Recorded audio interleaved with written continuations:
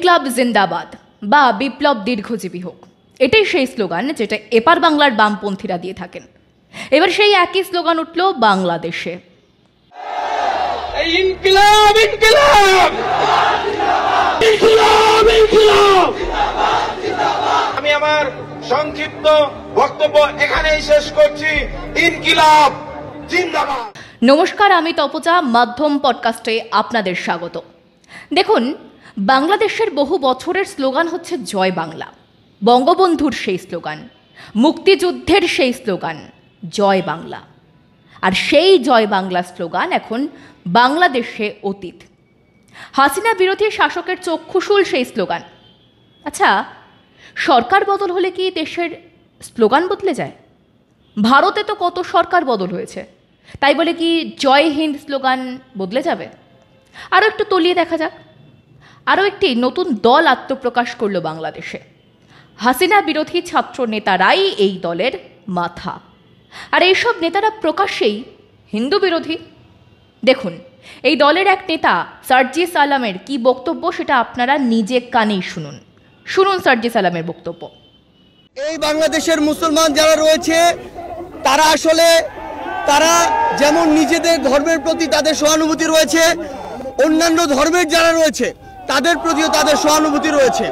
কিন্তু এই সহানুভূতিকে ব্যবহার করে কেউ যদি নিজেদের ওই ভারতে বসা চক্রান্ত, যারা মাসের 30 দিনের 25 দিন দেহটা নিয়ে এই বাংলাদেশে বসে থাকে আর বাকি 5 দিন মনটা নিয়ে ভারতে যায়, সেখানে চক্রান্ত করে এবং সেই চক্রান্তের এক্সিকিউশন এই বাংলাদেশে এসে ঘটায়, সে সকল উগ্রবাদী হিন্দুদেরকে প্রতিহত করার জন্য আমাদের মনে বিন্দুমাত্র সহানুভূতি থাকবে না। আমরা আমাদের জায়গা থেকে স্পষ্ট করে বলতে চাই, আমরা অনেক সহ্য করেছি, আমরা আমাদের জায়গা থেকে সর্বোচ্চ উদারতা দেখিয়েছি। আমরা দেখেছি এই অভ্যুত্থানের পূর্বে কারা কতটুকু এই অভ্যুত্থানকে সমর্থন করেছিল। আমরা দেখেছি এই বাংলাদেশ থেকে শেখ হাসিনা পালিয়ে যাওয়ার পরে কাদের মন সবচেয়ে বেশি খারাপ হয়েছে। আমরা আমাদের জায়গা থেকে স্পষ্ট দেখেছি, যখন এই বাংলাদেশে অভ্যুত্থান পরবর্তী সময় একটি অস্থিতিশীল পরিবেশ হওয়ার কথা ছিল, তখন কিভাবে আমাদের এই মাদ্রাসার ভাইরা ওই মন্দিরে গিয়ে পাহারা দিয়েছে, কিভাবে 5ই আগস্ট রাতে সারা রাত ওই মন্দির পাহারা দিয়ে সকালে ফজরের নামাজ তার সামনে রাস্তায় পড়েছে। সেখানে এই সহানুভূতিকে কেউ যদি প্রশ্রয় হিসেবে দেখে, আমরা স্পষ্ট করে বলে দিতে চাই, শুধু অন্তর্বর্তীকালীন সরকার নয়, বৈষম্য বিরোধী ছাত্র আন্দোলন নয়, জাতীয় নাগরিক কমিটি নয়, পুরো বাংলাদেশ একসাথে এই সকল উগ্রপন্থীদেরকে প্রতিহত করবে। আমরা আমাদের জায়গা থেকে স্পষ্ট করে বলতে চাই, এসব ইসকনের নামে যেসব উগ্রপন্থীরা বিগত 16 বছরে অসংখ্য অপকর্ম ঘটিয়েছে, ফ্যাসিস্ট আওয়ামী লীগ এ সকল অপকর্মকে মানুষের সামনে আসতে দেয়নি। তারা ইসকনের এই সকল অপকর্মকে মদত দিয়েছে, প্রশ্রয় দিয়েছে, আশ্রয় দিয়েছে, লুকিয়ে রেখেছে। কিন্তু তাদের চরিত্র কি, তারা কিভাবে মানুষকে জবাই করে, এই দৃশ্য আমরা গতকালকে দেখেছি। আমরা আমাদের জায়গা থেকে স্পষ্ট করে বলতে চাই, বাংলাদেশের মানুষ যেমন সকল ধর্মের প্রতি সহানুভূতিশীল, একইভাবে সকল উগ্রবাদীদের বিপক্ষে তাদের রক্ত গরম হয়ে সর্বোচ্চ অবস্থানে যেতে, তাদের বিরুদ্ধে দাঁড়াতে, তাদের প্রতিহত করতে বিন্দুমাত্র দ্বিধা করবে না।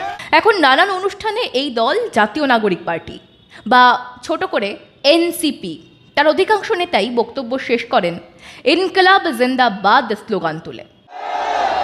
ইনকলাব ইনকলাব ইনকলাব ইনকলাব। আমি আমার সংক্ষিপ্ত বক্তব্য এখানেই শেষ করছি। ইনকলাব জিন্দাবাদ। আজ যদি আমরা একটু পিছনে ফিরে দেখি, আমরা দেখতে পাবো যে গত জুলাইয়ে বাংলাদেশের হাসিনা হটাও আন্দোলনকে বেশ জোর গলায় সমর্থন করেছিলেন এপার বাংলার বেশ কিছু বাম নেতৃত্ব। কলকাতার রাজপথে লাল পতাকার মিছিল, অভিযান ইত্যাদি নানান বিপ্লব তারা করেছিলেন। কিন্তু পরে ঝুলির বেড়াল বেরিয়ে যাওয়ার পর আমরা কি দেখলাম বাংলাদেশের এই তথাকথিত গণ আন্দোলন সম্পূর্ণ এক ষড়যন্ত্র। এই আন্দোলনের বিপুল স্পন্সরশিপ এসেছিল বিদেশ থেকে, আর আন্দোলন নিয়ন্ত্রণ করেছিল কারা? কট্টর মৌলবাদীরা। 2 আর 2 4 হিসেব মেলাতে কারো কোনো অসুবিধে হচ্ছে না কিন্তু আর। আমরা দিব্যি দেখতে পাচ্ছি নতুন বাংলাদেশের অরাজকতা, নতুন বাংলাদেশের পাকিস্তান প্রেম, নতুন বাংলাদেশের মৌলবাদ। হিন্দুদের সেখানে দ্বিতীয় শ্রেণীর নাগরিক করে রেখে দেওয়া হয়েছে, বাধ্য করা হচ্ছে দেশ থেকে চলে যাওয়ার জন্য, জোর করে কেড়ে নেওয়া হয়েছে তাদের চাকরি, ব্যবসা, সমস্ত কিছু। সেই দেশে মাথা উঁচু করে থাকতে চেয়ে চিন্ময় প্রভু রাস্তায় নেমেছিলেন, সেটাই তার দোষ। সেই দোষে আজ তিনি জেলে। তিনি চাওয়ার মধ্যে চেয়েছিলেন হিন্দুদের অধিকার, সেটাই তার অপরাধ। আর আজ সোশ্যাল মিডিয়ার যুগে বাংলাদেশের ঘটনাবলী কিন্তু কারো কাছে অজানা নেই, গোটা বিশ্বের কাছে তা প্রকট হয়ে এসেছে। সারা পৃথিবী জুড়ে মানুষ নেমেছে রাস্তায় বাংলাদেশে সংখ্যালঘু নির্যাতনের বিরুদ্ধে।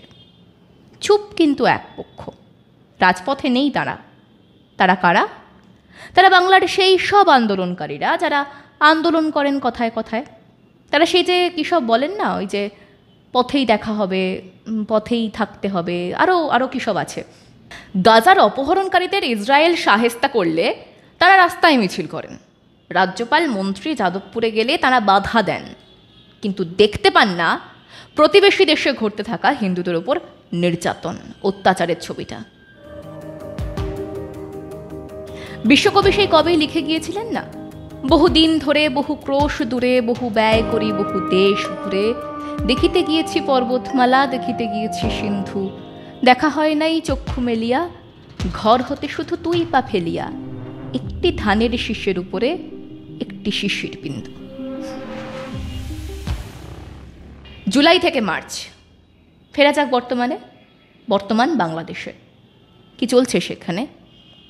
সত্যি বলতে কি, সেখানে এখন চলছে চীন পাকিস্তানের সঙ্গে এক অশুভ আঁতাত।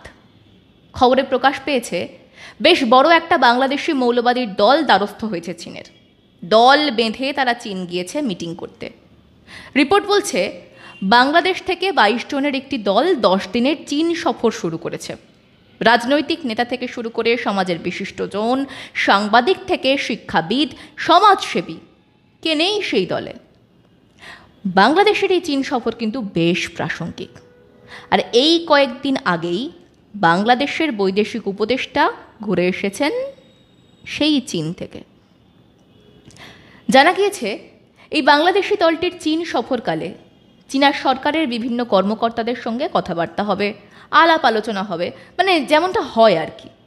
আর চীন দেশে তো সরকার মানেই সেখানকার কমিউনিস্ট পার্টি। ভারতকে কাঠি করার জন্য চীনের হাতের পুতুল হয়েছে এখন বাংলাদেশ।